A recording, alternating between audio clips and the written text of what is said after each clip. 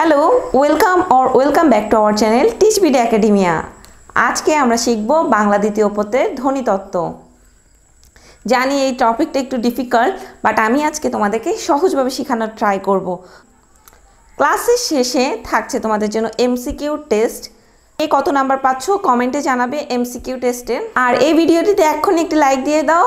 আর এই চ্যানেলটা যদি তোমার সাবস্ক্রাইব না করা থাকে তাই এক্ষুনি সাবস্ক্রাইব করে। ধ্বনিতত্ত্ব বুঝতে হলে তোমাকে বুঝতে হবে তিনটা জিনিস: ধ্বনি কাকে বলে, বর্ণ কাকে বলে, অক্ষর কাকে বলে।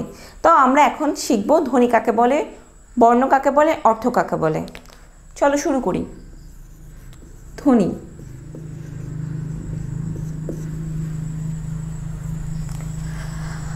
মানুষ মনের ভাব প্রকাশের জন্য যে অর্থবোধক শব্দ বা আওয়াজ উচ্চারণ করে তাই ধ্বনি। তাহলে আমরা কি পাচ্ছি? মানুষ মনের ভাব প্রকাশের জন্য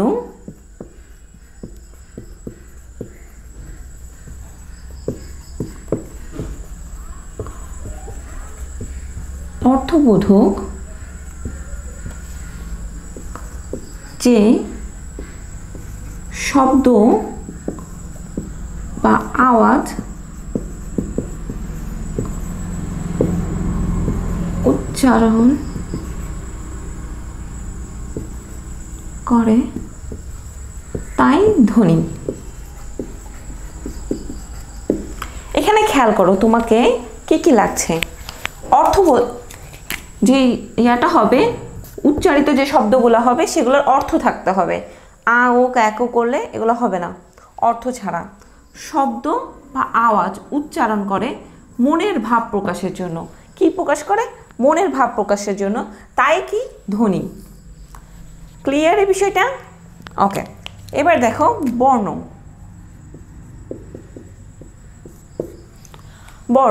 বর্ণ হচ্ছে ধ্বনি নির্দেশক যে চিহ্ন, সেগুলোকেই বর্ণ বলে।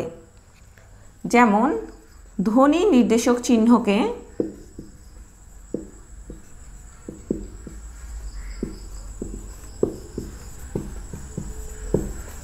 বর্ণ বলে। আমার লেখাগুলো এত সুন্দর না, তো তোমরা একটু এক্সকিউজ। এক প্রয়াসে উচ্চারিত ধ্বনি বা ধ্বনি সমষ্টিকে অক্ষর বলে। এক প্রয়াসে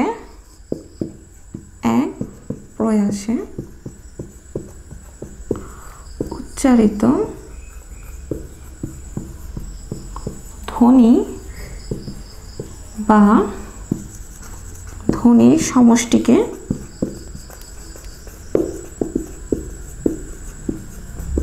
অক্ষর বলে। ওকে, এই জিনিসটা দেখো যে কি বলছি। এক প্রয়াসে উচ্চারিত হতে হবে ধ্বনি বা ধ্বনির সমষ্টি। এখন আমরা কি জানলাম? ধ্বনি, বর্ণ, অক্ষর। এরপরে আমরা জানবো আরও তিনটা জিনিস, যেটা আমাদের মূলত ধ্বনিতত্ত্বে কাজে লাগবে না, বাট এইগুলা অনেক সময় অবজেক্টিভে আসতে পারে। বাংলা লিপি উৎপত্তি হয়েছে ব্রাহ্মী লিপি থেকে। তাহলে কি বাংলা লিপিটা কোন লিপি থেকে উৎপত্তি হয়েছে? ব্রাহ্মী লিপি থেকে। বাংলা লিপির উৎপত্তি হয়েছে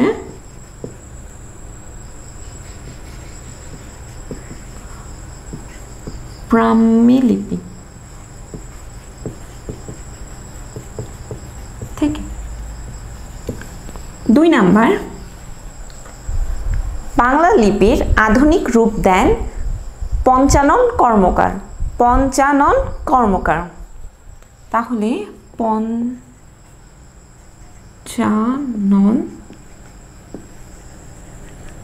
কর্মকার। আচ্ছা, পঞ্চানন কর্মকার বাংলা লিপির আধুনিক রূপ দেন। যে আমরা সরে আ ক খ লিখি, এই রূপটাই উনি পঞ্চানন কর্মকার দিয়েছিলেন। আধুনিক রূপ দেন। আরেকটা তথ্য,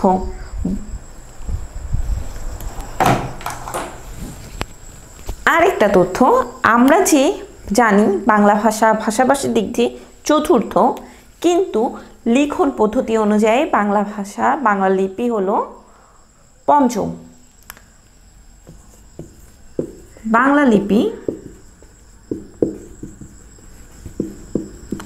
বিশ্বে পঞ্চম সবচেয়ে বেশি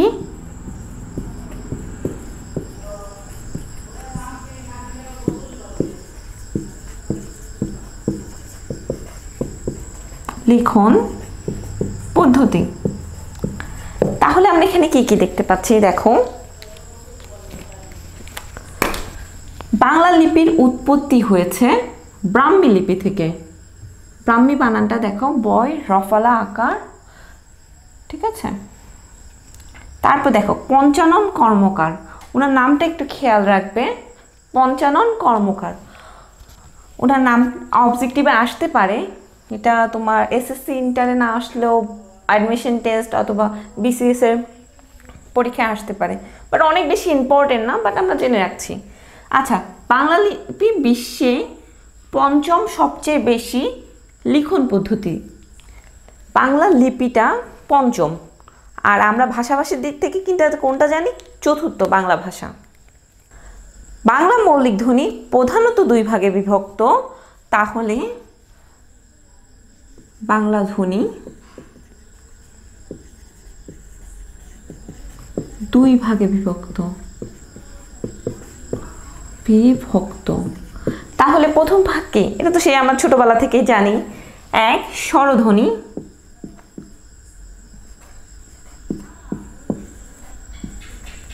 স্বরধ্বনি। দুই কি, বলো বলো বলো, ব্যঞ্জন ধ্বনি।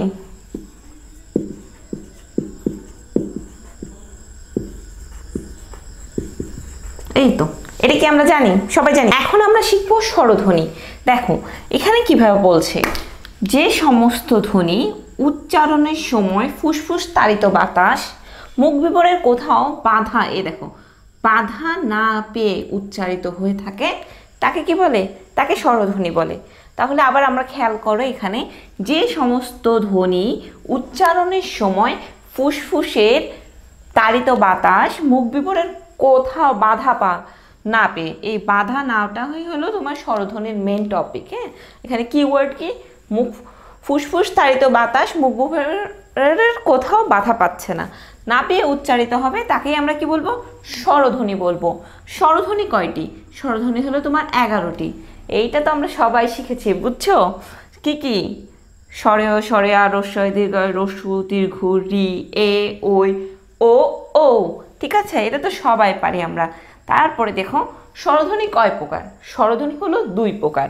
কি কয় প্রকার, দুই প্রকার। একটা হলো মৌলিক স্বরধ্বনি, আর একটা হলো যৌগিক স্বরধ্বনি। ঠিক আছে, তোমরা একটা দেখো যে আবার খেয়াল করো, স্বরধ্বনি কয়টি, 11টি। আর স্বরধ্বনি কয় প্রকার, দুই প্রকার। একটা কি মৌলিক স্বরধ্বনি, আর একটা যৌগিক স্বরধ্বনি। তাহলে আমরা খেয়াল করি মৌলিক স্বরধ্বনি, এটি কি মৌলিক স্বরধ্বনি, যে স্বরধ্বনি বিশ্লেষণ করলে অন্য কোনো স্বর পাওয়া যায় না,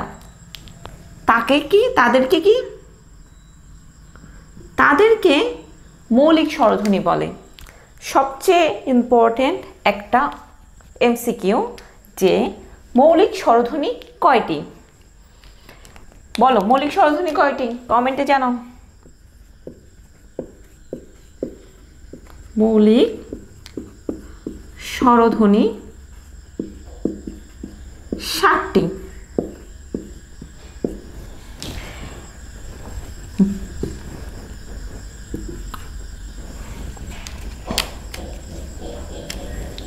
অ, আ, রস্বই, রস্যু, এ,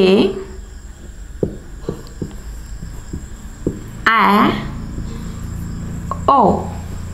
তাহলে এখানে দেখো মৌলিক স্বরধ্বনি কয়টি, 7টি। অ, আ, রস্বই, রস্যু, এ, এইটা সবচেয়ে ইম্পর্টেন্ট, যেটা আমরা সবসময় ভুল করি, আর ও। তাহলে আমরা কি বলতেছি, মৌলিক স্বরধ্বনি কয়টি, 7টি। এই এমসিকিউটা এতবার আসে, মানে যে পরীক্ষায় ধ্বনিতত্ত্ব থেকে যদি একটা এমসিকিউ দিতে বলে, তাহলে এই এমসিকিউটা আসতে পারে, এরকম অবস্থাটা এত ইম্পর্টেন্ট। তাহলে মৌলিক স্বরধ্বনি 7টি, এই এর জন্য তোমার মনে রাখতে হবে এই মৌলিক স্বরধ্বনি কয়টি? 7টি। আর যৌগিক স্বরধ্বনি, যে স্বরধ্বনি বিশ্লেষণ করলে অন্য স্বরধ্বনি পাওয়া যায়। কি পাওয়া যায়? অন্য স্বরধ্বনি, তাদেরকে যৌগিক স্বরধ্বনি বলে। যৌগিক স্বরধ্বনি হলো 2টি। যৌগিক স্বরধ্বনি কয়টি?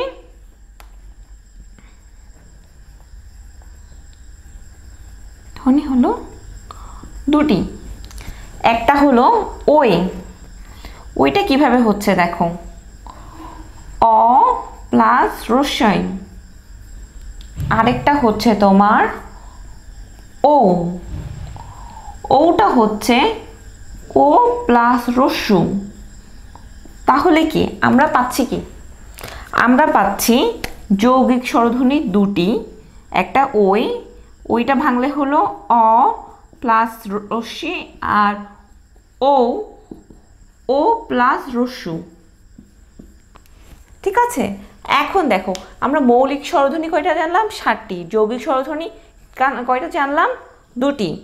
কিন্তু যৌগিক স্বর কেউ যদি প্রশ্ন করে, কোথাও যদি প্রশ্ন আসে যে যৌগিক স্বর কয়টি, যৌগিক স্বর হলো 25টি। যৌগিক স্বর, যৌগিক স্বর 25টি। কয়টি?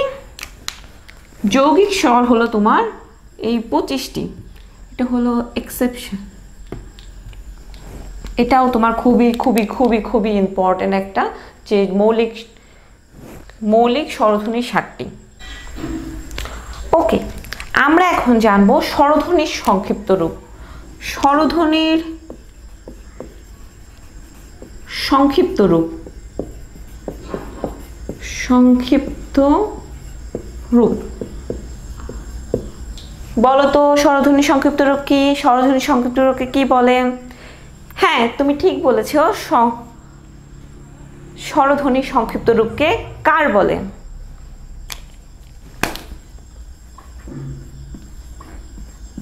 যেমন আকার, ইকার, দীর্ঘিকার। ঠিক আছে, কিন্তু একটা কার কয়টি আমরা পাচ্ছি? কার 10টি। স্বরধ্বনি যদি তোমার 11টি হয়, কিন্তু কার তাহলে এখানে 10টি কেন? তাহলে একটা কার বাদ। কোন বর্ণের কার নেই? যে বর্ণের কার নেই সেটা হলো অ। স্বরে অ ধ্বনির কার নেই। এটাও এমসিকিউ আসতে পারে যে কোন ধ্বনির কার নেই, কোন স্বরধ্বনির কার নেই? তাহলে হবে অ। কার কয়টি? 10টি। স্বরধ্বনির সংক্ষিপ্ত রূপ কি? কার। তাহলে এতটুকু তোমরা বুঝতে পেরেছো আশা করি স্বরধ্বনি সম্পর্কে। আমরা শিখব এখন ব্যঞ্জন ধ্বনি। ব্যঞ্জন ধ্বনি, যে সমস্ত ধ্বনি ফুসফুস তাড়িত বাতাস, ব্যঞ্জন ধ্বনি, যে সমস্ত ধ্বনি উচ্চারণের সময় ফুসফুস তাড়িত বাতাস মুখ বিবরের কোথাও না কোথাও বাধাপ্রাপ্ত হয়ে উচ্চারিত হয়, তাদেরকে কি বলে? ব্যঞ্জন ধ্বনি বলে। ব্যঞ্জন ধ্বনি 39টি। ব্যঞ্জন ধ্বনির সংখ্যা কয়টা? 39টি। আর আমরা তো জানি ব্যঞ্জন ধ্বনি কোনগুলাই? ক থেকে চন্দ্রবিন্দু পর্যন্ত। ক থেকে চন্দ্র পর্যন্ত কয়টা? 39টা ধ্বনি হলো তোমার ব্যঞ্জন ধ্বনি। আমরা একটা চার্টের মাধ্যমে এই যে ব্যঞ্জন ধ্বনির পুরো ডিটেলসটা দেখব। প্রথমত আমরা প্রথম 25টা দেখব। তাহলে আমরা একটা চার্ট করি। উচ্চারণের স্থান, তারপরে এখানে আমরা লিখব অঘোষ ধ্বনি। এই যে এখানে 3টা ভাগ করা আছে, প্রথমে দেখো এটা অঘোষ ধ্বনি, আর এই 3টা ভাগে ঘোষ ধ্বনি। ঘোষ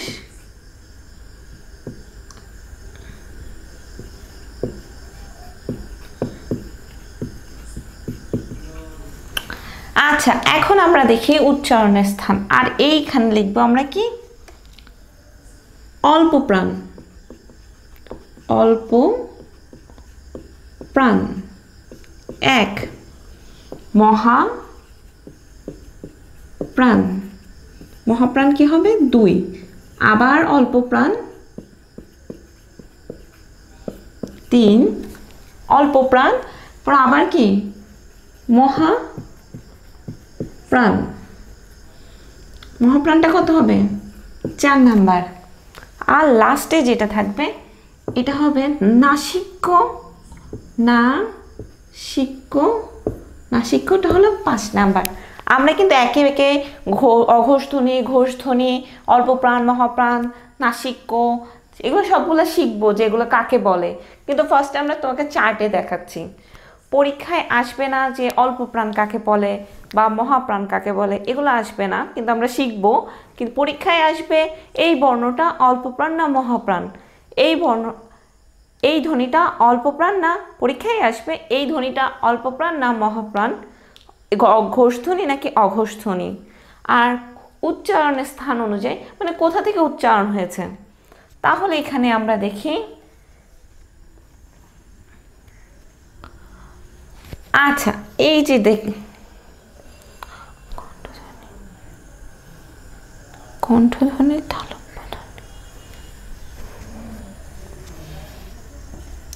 প্রথমে দেখি আমরা প্রথমে কণ্ঠধ্বনি। কণ্ঠধ্বনি, তারপরে তালব্য ধ্বনি, মূর্ধন্য ধ্বনি, মূর্ধন্য ধ্বনি, দন্ত ধ্বনি, ওষ্ঠধ্বনি। তাহলে উচ্চারণের সুবিধার্থে আমরা এখানে কয়টা দেখলাম? কণ্ঠধ্বনি, তালব্যধ্বনি, মূর্ধন্যধ্বনি, দন্তধ্বনি আর ওষ্ঠধ্বনি। তাহলে এবার আমরা ক খ লেখা শুরু করি। প্রথমে ক, খ, গ, ঘ, নিয়ম, চ, ছ, জ, ছ, নিয়ম, উম নিয়ম। তারপরে কি? ট, ঠ, ড, ঢ, মূর্ধন্য,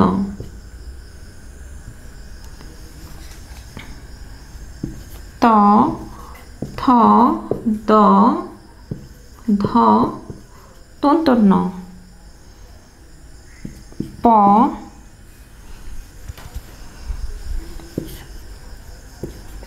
ফ, ব, ভ,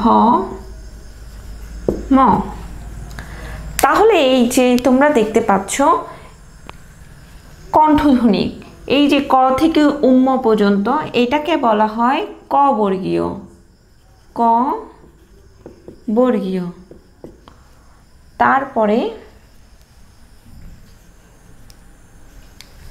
এই যে প্রথম যে রাশি ইয়াটা আছে, এই যে কলাম, এটা কি সারি, এই যে প্রথম কলামের ক্ষেত্রে দেখতেছে এটা হলো চ অনুযায়ী চ বর্গীয়, মূর্ধন্য এইটা হলো ট বর্গীয়, ট বর্গীয়, ট বর্গীয়। আর এখানে কি হচ্ছে? এটা হলো প বর্গীয়। এই বর্গের বিষয়টা খেয়াল করো।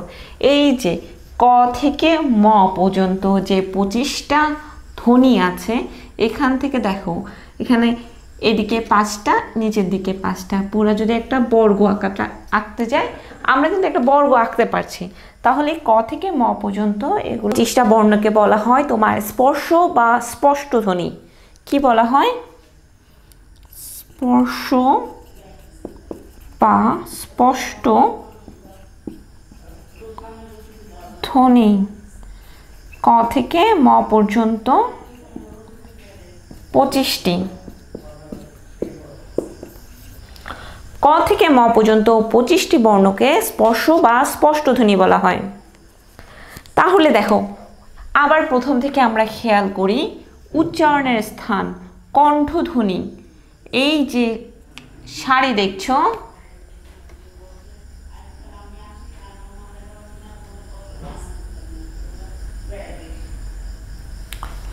এই যে সারিটা দেখছো ক সারি, এটা কণ্ঠধ্বনি বলছে, এটাই আবার কিন্তু ক বর্গীয়।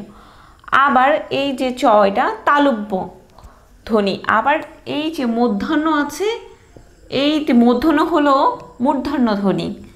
উচ্চারণের স্থান, এগুলো কি তোমার উচ্চারণের স্থান থেকে এইগুলো আসছে।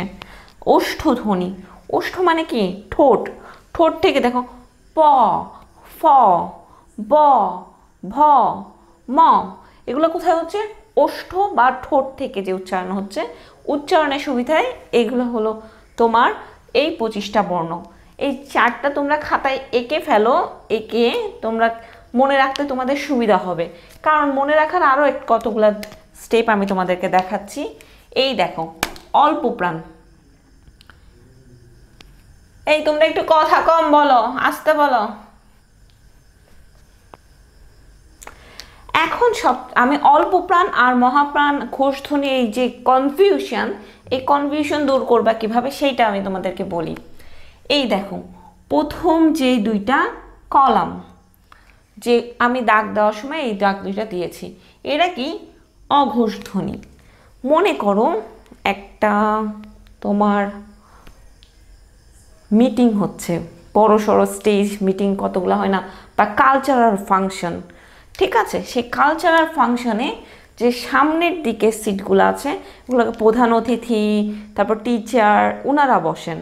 আর আমরা স্টুডেন্টরা কোথায় বসি? পিছনের দিকে। যে প্রধান অতিথি, মনে করো প্রধান অতিথি, বিভিন্ন গেস্ট, ওনাদেরকে আমরা কি করব? ফার্স্টের 2 রোতে বসাতে পারবো। এই অঘোষ ধ্বনি হলো ভিআইপি গেস্টরা, আমরা ওনাদেরকে পরের 2-3টা ইয়াতে বসাতে পারবো না। তাহলে আমরা মনে রাখবো কি? অঘোষ ধ্বনি হলো তোমার এই ক, চ, ট, ত, প, খ, ছ, ঠ, থ, ফ, এই 10টা আমরা অঘোষ ধ্বনি হাতে গুনবো, ঠিক আছে? যে ট, ঠ কোথায় আছে, তো ত, থ, প, ফ, এগুলো আমরা হাতে গুনবো যে এটা কি লাস্টের দিকে আছে না প্রথম দিকে আছে, এই অঘোষ ধ্বনি। তাহলে এই অঘোষ ধ্বনি কারা? আমাদের ভিআইপি গেস্টরা। আর ভিআইপি ছাড়া যে আমরা মনে করো সাধারণ জনগণ যারা বসে আছি স্টেজের পিছনের দিকে, এদের কোনো ইয়া নাই, তারা হলো তোমার ঘোষধ্বনি, ঠিক আছে? এই জিনিসটা খেয়াল রাখবে। যদি অঘোষ ধ্বনিগুলো তোমার মাথায় থাকে, তাহলে তুমি ঘোষধ্বনি বাকিগুলো বাদ দিতে পারতেছো। তাহলে অঘোষ ধ্বনিটাও তোমার মাথায় রাখতে হবে। প্রথম 2 দিকের যে রোতে এরা বসে আছে, এনারাই হলো তোমার ভিআইপি গেস্ট। অঘোষধ্বনি কি? ভিআইপি। আর ঘোষধ্বনি হলো আমরা নর্মাল পাবলিক। আর অল্প প্রাণ আর মহাপ্রাণের ক্ষেত্রে দেখো, অল্প প্রাণ যেমন আমরা মুখ দিয়ে যখন ক বলি, তখন মুখ দিয়ে কি বেশি সময় লাগতেছে, বেশি সময়, বা মুখ দিয়ে যখন আমরা অল্প প্রাণের যে ইয়াগুলা বলবো, সেগুলো দিয়ে মুখ দিয়ে বাতাস কম বের হবে। তাহলে বাতাস যখন বেশি বের হবে সেগুলো হলো মহাপ্রাণ, আর বাতাস যখন কম বের হবে সেগুলো হলো তোমার অল্প প্রাণ। তাহলে আমরা যদি বলি ক, তারপর চ, কিন্তু খ বলো, খ খ দিলে বাতাসটা বেশি বের যায়, মুখে হাত কাছে নিয়ে দেখা খ, ছ, ঠ, তাহলে বাতাসটা একটু বেশি বের হচ্ছে। এই বেশি বের হওয়াটার জন্যই মহাপ্রাণ। তা আবার দেখো গ, ছ, জ, ড, দ, ব, এদের মুখ দিয়ে কাছে নিলে কি হচ্ছে তোমার অল্প প্রাণ, বাতাস কি হচ্ছে কম বের হচ্ছে। আচ্ছা নাসিক্য, নাসিক্য ইয়ার ক্ষেত্রে দেখো যে মুখ, নাক দিয়ে একটা বাতাস বের হবে, নাক দিয়ে উম, নিয়, তারপর দন্তন্য, মধ্যন্য, ঠিক আছে? একটা নাকের একটা নাক বা নাসিক্য, নাক বলা হয়, নাসিক্য কেমন হয় সংস্কৃতিতে। তো ওই নাক দিয়ে যে শব্দগুলা উচ্চারণ হচ্ছে একটা, সেইগুলাই তোমার হচ্ছে নাসিক্য ধ্বনি। এতক্ষণ আমরা চার্টের মাধ্যমে দেখেছিলাম যে মহাপ্রাণ, অল্পপ্রাণ, নাসিক্য বর্ণ, অঘোষধ্বনি, ঘোষধ্বনি কীরকম। এখন আমরা একটু সংজ্ঞা সহ দেখি যাতে আরেকটু ক্লিয়ার হয় তোমাদের কনসেপ্টটা। তাহলে এখন দেখো অল্পপ্রাণ, ফার্স্টে আমরা কি দেখব? অল্পপ্রাণ। কথাই আছে অল্প প্রাণ, মানে মনে করো নিঃশ্বাসের সাথে প্রাণের একটা সম্পর্ক। দেখো, যে ধ্বনি উচ্চারণের সময় বাতাস কম বের হয়, মানে অল্প বের হয়, কম কি অল্প বের হয়, তাহলে তাদেরকে কি বলে? অল্পপ্রাণ ধ্বনি বলে। যেমন এখন দেখো ক থেকে ওই যে চার্ট দেখালাম আমরা তোমাদেরকে, এই যে ক, চ, ট, ত, প, তাহলে এই পাঁচটা। আর তোমার কি গ, বর্গীয় জ, ড, ড, ব। তাহলে এখানে মোট এই আমরা কি পাচ্ছি? অল্পপ্রাণ 10টি। এই 10টি কি আমরা বুঝতে রাখতে পারবো না? এটা একটু কমপ্লিকেটেড। এই গ, জ, ড, দ, ব এভাবে তো আমরা উচ্চারণ করি না, তাও কিন্তু খেয়াল রাখতে আমরা এটা পারি। দেখো গ উচ্চারণের সময় গ, জ অল্প একটু হচ্ছে, ঠিক আছে? ড, দ, ব অল্প একটু বাতাস বের হচ্ছে, তাহলে এদেরকে কি আমরা কি বলছি? অল্পপ্রাণ। আর এরপর আসি মহাপ্রাণ। মহাপ্রাণ মানে কি? একটু বড়, বেশি, ঠিক আছে? এখন এখানে আবার সেই দেখো, যে ধ্বনি উচ্চারণের সময় বাতাস কি হয়? বেশি বের হয়। বাতাস কি বের হচ্ছে? বেশি বের হয়, তাদের কি বলে? কি মহাপ্রাণ ধ্বনি। মহাপ্রাণ ধ্বনি কয়টা? এই দেখো খ, ছ, ঠ, থ, ফ, এদের উচ্চারণ করো খ, ছ, ঠ, এরকম উচ্চারণ করলে কি বাতাসটা কি বেশি বের হচ্ছে, ঠিক আছে? তাহলে তাদেরকে আবার দেখো এখানে পরীক্ষায় কিন্তু আসবে যে এই দুইটার মধ্যে মানে একটা বলবে ঘ আর ঝ বা ঢ আর ছ, এগুলো কি ধ্বনি, ঠিক আছে?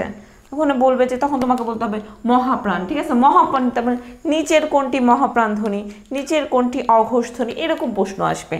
তাহলে কি ঘ, ঝ, ঢ, থ, ভ, ঠিক আছে? তারপর দেখো নাসিক্য। আশা করি অল্পপ্রাণ আর মহাপ্রাণ মাথায় ঢুকেছে। দেখো তোমাদেরকে কম আর বেশি, অল্প কম আর বেশি হলে তোমার তো তোমাকে এখানে মনে রাখতে হবে যে খ, ছ, ঠ, মুখের যে বাতাসটা তোমার বেশি, বাতাসটা যে তোমার বেশি বের হচ্ছে সেটা, আর বাতাসটা যে কম বের হচ্ছে সেটা, এই দুইটা থেকে মনে রাখতে হবে। এরপর আসি আমরা নাসিক্য ধ্বনি।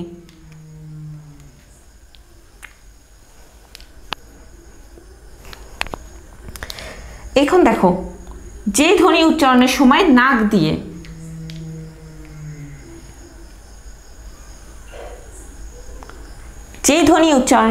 নাক দিয়ে বাতাস বের হয় তাদেরকে কি বলে? নাক দিয়ে যখন বাতাস বের হবে তাদেরকে কি বলবে? নাসিক্য ধ্বনি।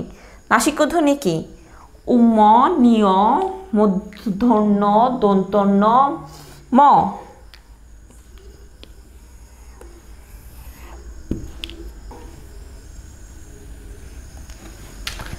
এখন তোমরা দেখো অঘোষ ধ্বনি। যে ধ্বনি উচ্চারণের সময় স্বরতন্ত্রী, কি স্বরতন্ত্রী, আমাদের যে স্বরযন্ত্র আছে, স্বরযন্ত্র অনুরিত বা কম্পন সৃষ্টি করে না। কি করে না? অনুরিত হয় না, বা মানে কাঁপে না, কম্পন সৃষ্টি হয় না, তাদেরকে কি বলে? অঘোষ ধ্বনি বলে, ঠিক আছে? আমরা ওই যে চার্টে শিখেছিলাম যে ভিআইপি সিটের, ওরাই হলো তোমার অঘোষ ধ্বনি। ক, চ, ট, ত, প, খ, ছ, ঠ, থ, ফ। তাহলে এখানে আমরা কি যাচ্ছি? ক, চ, ঠ, ত, প, আর কি খ, ছ, ঠ, থ, ফ। এটি কি অঘোষ ধ্বনি। তারপর দেখো ঘোষ ধ্বনি। যে ধ্বনি উচ্চারণের সময় স্বরতন্ত্রী অনুরণিত হয় না, অনুরণিত বা যে ধ্বনি উচ্চারণের সময় স্বরতন্ত্রী অনুরণিত বা কম্পন সৃষ্টি করে তাদেরকে কি বলে? ঘোষ ধ্বনি। মানে যখন কম্পন সৃষ্টি হয় তখন ঘোষ, আর যখন কম্পন সৃষ্টি হয় না তখন অঘোষ। মানে তারপরে এখন দেখো যে গ, বর্গীয় জ, ঢ, দ, ব, তারপর ঘ, ঝ, ঢ, ধ, ভ, এরা কি তোমার? এগুলো ঘোষ ধ্বনি। এটা চার্টের মাধ্যমে গুনে গুনে করবা যে 1 1 2 3 4, ঠিক আছে? তাহলে তোমাদের ইজি হবে মনে রাখতে। এভাবে যখন আমরা সংজ্ঞা দিয়ে শিখি তখন অনেক বেশি কমপ্লিকেটেড হয়ে যায়। তো চার্টের যেভাবে আঁকবে এইভাবে মনে রাখবে সবাই। আর ব্যঞ্জন ধ্বনির, বলো তো ব্যঞ্জন ধ্বনির সংক্ষিপ্ত রূপকে কি বলে? সংক্ষিপ্ত রূপ কে ফলা বলে। কি বলে? ফলা। আচ্ছা, তোমার এখানে ব্যঞ্জন ধ্বনির ফলা হলো 6টি।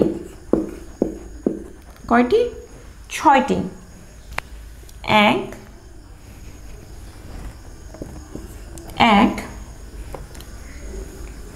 রফলা, 2 জফলা, 3 বফলা, 4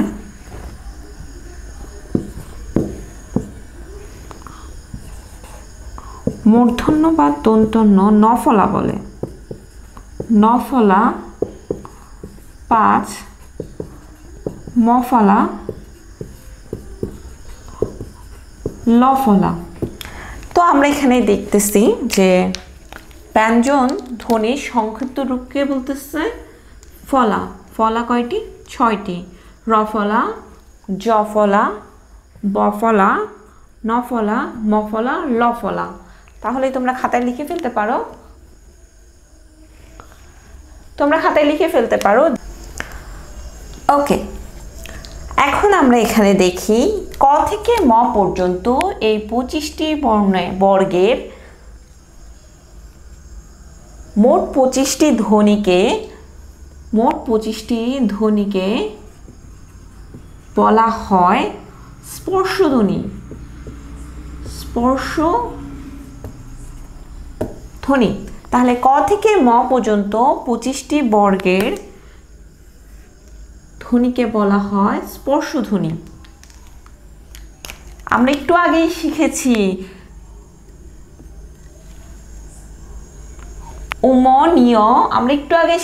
উমনীয় মূর্ধন্য দন্তন্য মকে বলা হয় নাসিক্য ধ্বনি।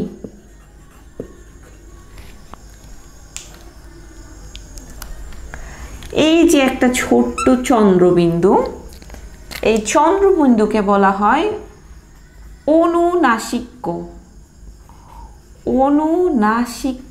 ধ্বনি। চন্দ্রবিন্দুকে কি বলা হয়? চন্দ্রবিন্দুকে বলা হয় অনুনাসিক্য ধ্বনি। আর নাসিক্য ধ্বনি বলা হয় উম্ম, নিয়, মূর্ধন্য, দন্তন্য, ম এদেরকে। আর ক থেকে ম পর্যন্ত 25টি যে বর্গীয় ধ্বনি আছে এদেরকে একত্রে বলা হয় স্পর্শধ্বনি। তারপর এখানে দেখো হ, দন্তস্ব, মূর্ধন্য স, তালুবস্য এদেরকে বলা হয় এদেরকে ঊষ্মধ্বনি। হ উচ্চারণ যখন করবা তার একটা ভাপের মতো, গরম ভাপের মতো বের হয়, ঠিক আছে? হ, তাদের এই জন্য এদেরকে বলা হয় ঊষ্মধ্বনি। আরো একটা খেয়াল করো, এই যে দন্তস্ব, মূর্ধন্যস্ব আর তালুবস্য যে এদেরকে বলা হয় শীর্ষধ্বনি। কি বলা হয়? শীর্ষধ্বনি। তাহলে আমরা এই 5টা শিখেছি, আরো আমাদের আছে 4টা। তাহলে এখানে দেখো আমরা বোর্ডে এখন লিখেছি অনিশ্বর, বিসর্গ আর চন্দ্রবিন্দু। এরা হলো তোমার অনিশ্বর, বিসর্গ, চন্দ্র, এরা হলো পরাশ্রয়ী ধ্বনি। মানে একটা অনিশ্বর মানে একটা সাথে থাকে, ঠিক আছে? চন্দ্রবিন্দু 5-5-এর পয়ের ওপর চন্দ্রবিন্দু, মানে একটা পয়ের ওপর সে আশ্রয় নিচ্ছে। আশ্রয় নিয়ে যেখানে এরা হলো পরাশ্রয়ী ধ্বনি।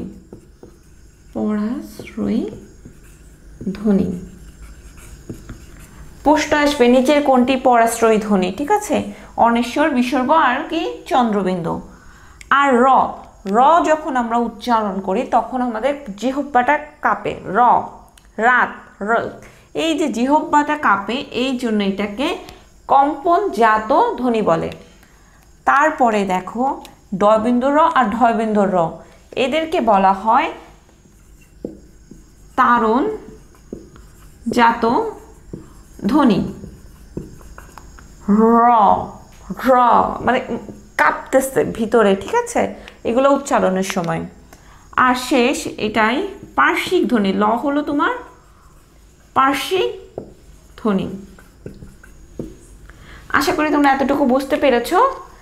এখন আমরা এই ধ্বনিতত্ত্বের আরও ইম্পর্টেন্ট একটা এবং মোটামুটি শেষ টপিক বলা যায়, মাত্রা।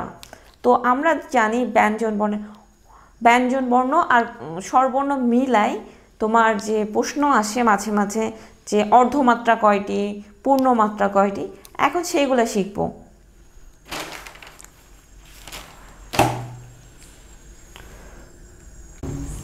স্বরবর্ণের মাত্রাহীন, অর্ধমাত্রা আর কি পূর্ণ মাত্রা।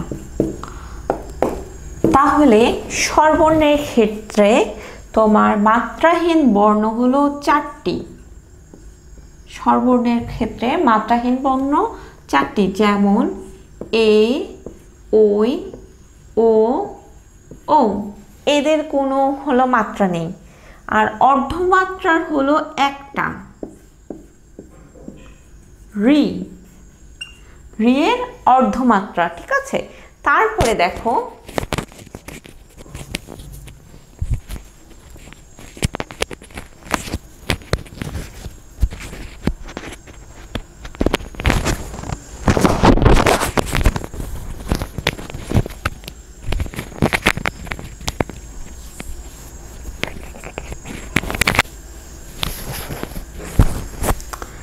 আচ্ছা, ঠিক আছে।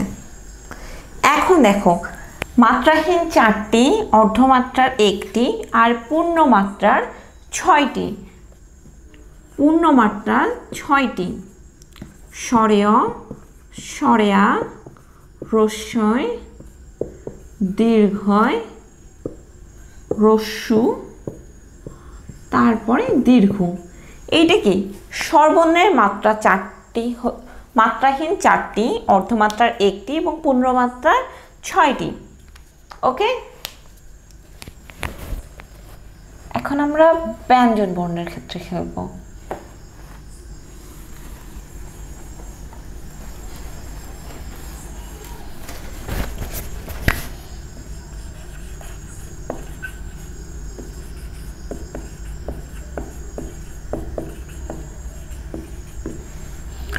ওকে, দেখো ব্যঞ্জন বর্ণের ক্ষেত্রে মাত্রাহীন বর্ণ 6টি। কি কি? এ দেখো উম, নিয়, খণ্ডত্ব, অনেশ্বর, বিসর্গ আর এই চন্দ্রবিন্দু। তাহলে কি কি হচ্ছে? 6টি, উম, নিয়, খণ্ডত্ব, অনেশ্বর আর চন্দ্রবিন্দু। আর অর্ধমাত্রার কয়টি? অর্ধমাত্রার হচ্ছে 7টি, খ, ঘ,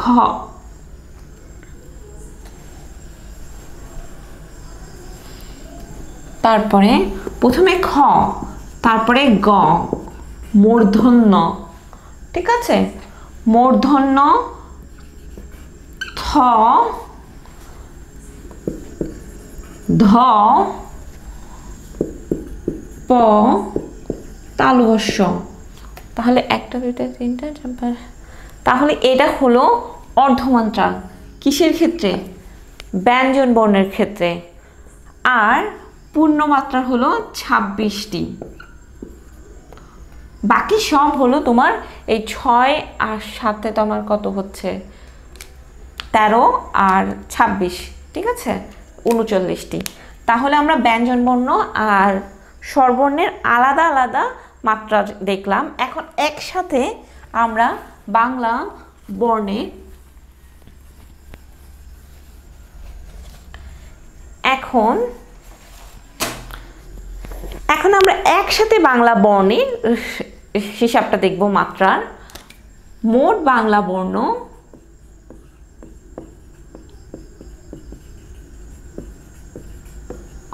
50টি, স্বরবর্ণ 11টি, ব্যঞ্জনবর্ণ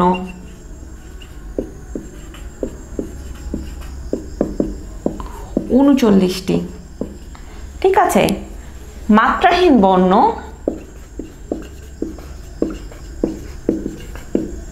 10টি।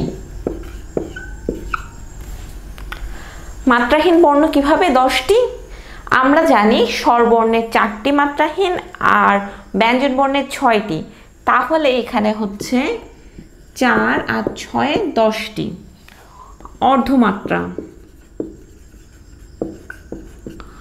অর্ধমাত্রা স্বরবর্ণের শুধু একটি, আর বাকি তোমার আছে 60টি হলো তোমার ব্যঞ্জন বর্ণের, তাহলে 1 + 7। আর মাত্রা যুক্ত আর পূর্ণমাত্রা, পূর্ণমাত্রার আছে তোমার মোট 32টি। পূর্ণমাত্রার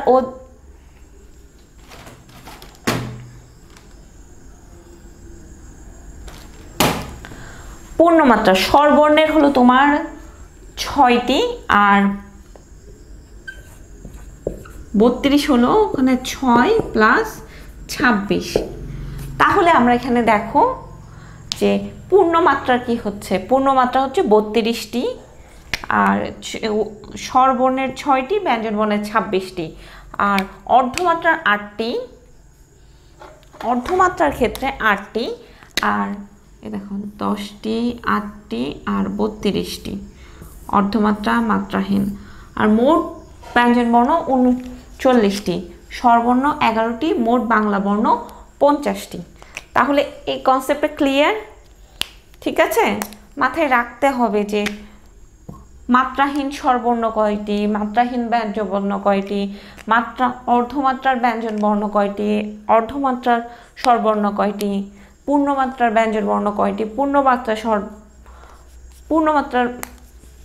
স্বরবর্ণ কয়টি, এগুলো মাথায় রাখতে হবে, কারণ এরকমই প্রশ্ন আসবে।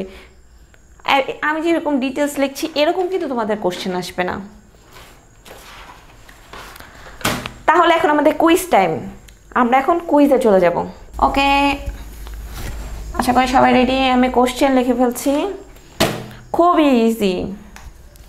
আমি তোমাদের ফার্স্টে ক্লাসেই বলেছি, 1 নাম্বার, বাংলা ভাষায় ব্যবহৃত মৌলিক স্বরধ্বনি কয়টি? বাংলা ভাষায় তো মৌলিক স্বরধ্বনি কয়টি?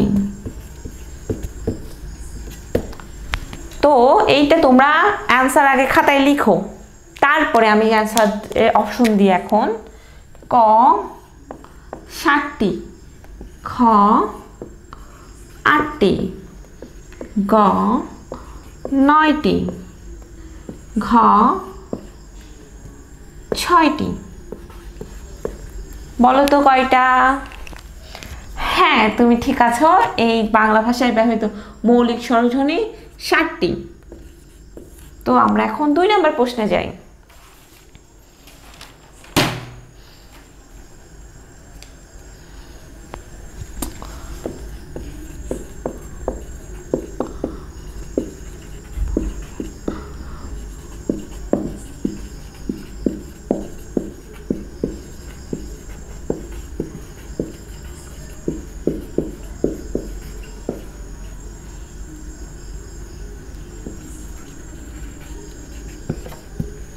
ওকে, প্রশ্ন হলো বর্গের কোন বর্ণসমূহের ধ্বনি বর্গের কোন বর্ণসমূহের ধ্বনি মহাপ্রাণ ধ্বনি? 1 নাম্বার তৃতীয় বর্ণ, খ অপশনে দ্বিতীয় ও চতুর্থ, গ অপশনে প্রথম, ঘ অপশনে দ্বিতীয় ও তৃতীয়। দেখি কার মনে আছে চার্টের কথা, চার্টের কথা মনে করো, চার্টের কথা। বর্গের কোন বর্ণসমূহের ধ্বনি মহাপ্রাণ ধ্বনি? অল্পপ্রাণ, মহাপ্রাণ, অল্পপ্রাণ, মহাপ্রাণ। তাহলে কি হচ্ছে? দ্বিতীয় এবং চতুর্থ। এই তো শিখে যাচ্ছ তোমরা। তারপরে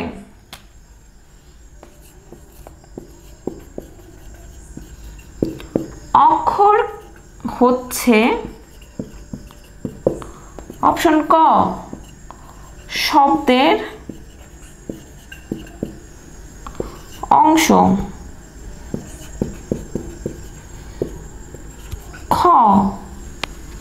পদের অংশ,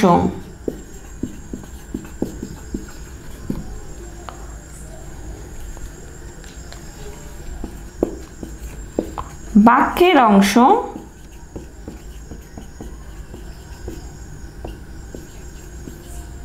ধ্বনির অংশ।